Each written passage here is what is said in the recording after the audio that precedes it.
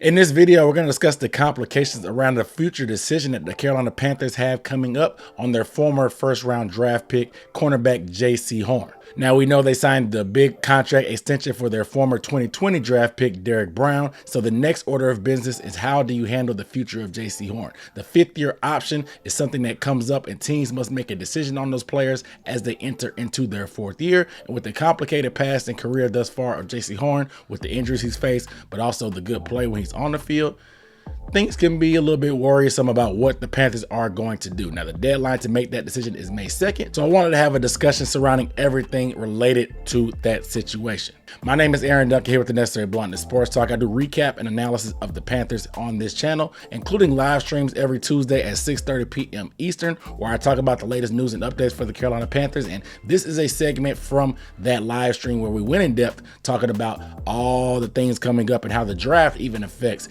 Jaycee Horn's future with this team. So appreciate you guys watching. Make sure you give this video a thumbs up. Leave your comments down below to let me know your thoughts on the situation as I discuss it, and hit that subscribe button to stay up to date on news and updates. I appreciate you guys watching.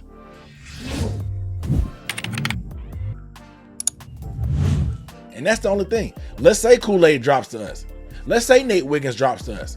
Maybe they don't give Jaycee Horn his fifth-year option, because the fifth-year option deadline is after the draft. So they can see that, okay, hey, we got a top flight corner. We got a corner like Kool-Aid. We're good on JC. We don't want to give him that fifth year. We want to bring him back, but we're not going to give him that fifth year. So maybe they slow play it and do it then. Because with Derrick Brown last year, they waited till after the draft as well. I think they were just kind of being lazy. But with Jaycee Horn, obviously with the injury history, I know some people are pissed off at him about that. They think that he's injury prone. They don't want to do it. They want to trade JC. I think trading JC is asinine. It's more asinine than anything in this scenario. If you're gonna do one thing, just don't sign the fifth-year option. But trading him just seems asinine. You're not gonna get what you want from him. You're not gonna get what you want for him because of the injuries. And we just saw what L'Jarius Sneed got traded from the Chiefs to the Titans. L'Jarius Sneed is one of the best corners in the game. He went for what? Peanuts. So you're not going to get the return that you think you're going to get for Jaycee Horn. You can't think Jaycee Horn is not worth it, but also expect us to get top of the market value for him in a trade. You can't talk out both sides of your neck. That's what the old folks say.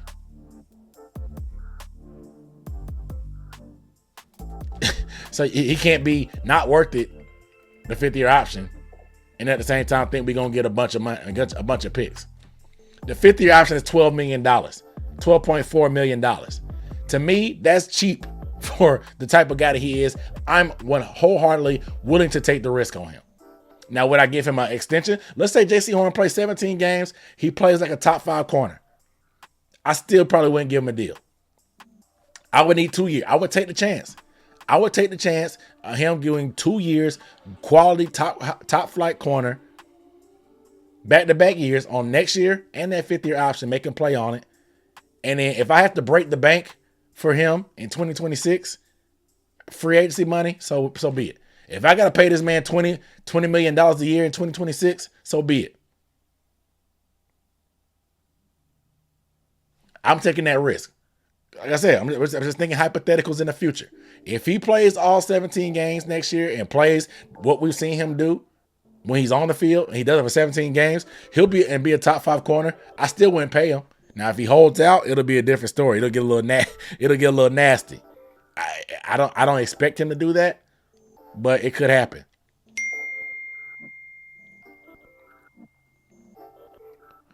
But to me, the $12 million ain't that much for a corner of his potential caliber. If he gets hurt, he gets hurt. He strikes out, he strikes out. It is what it is. That's the risk I'm willing to take for a premium player at a premium position.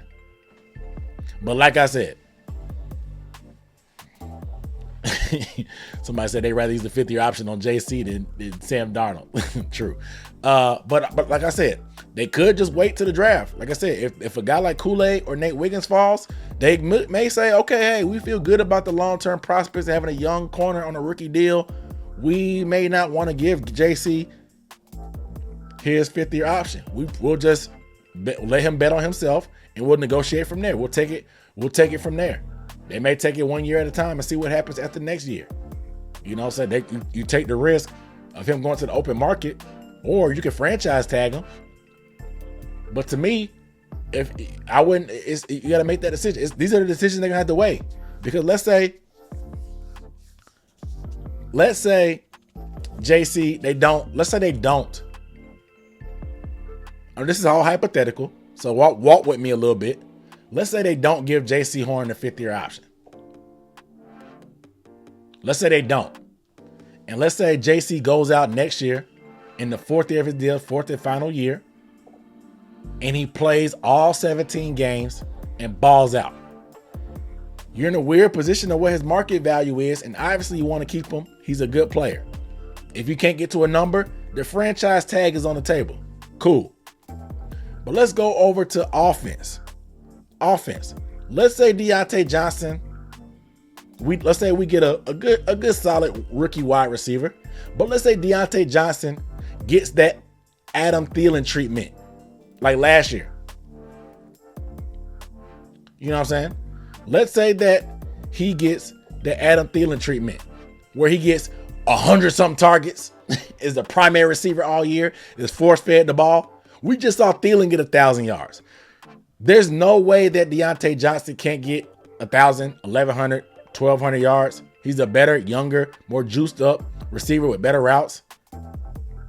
He's in the final year of his deal. He's going to hit the open market. Let's say his effort questions are gone. He's a great team player. So now you got Jaycee Horn, who's going to be an unrestricted free agent. And then you got Deontay Johnson, who's going to be an unrestricted free agent.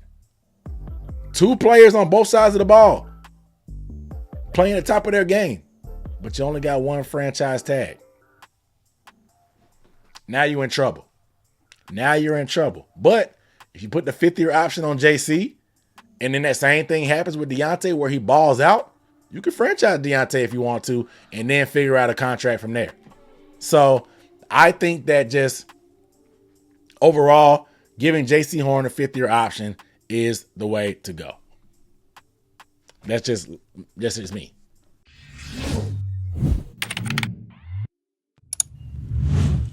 Once again, this has been a Necessary Bluntness Sports Talk production, bringing you a Panthers video and topic of discussion. Be sure to hit that subscribe button with notifications. That way you're around for my next live stream every Tuesday at 6:30 p.m. Eastern on the channel. I really appreciate you guys watching. This is Aaron Duncan signing off. I'll see you next time.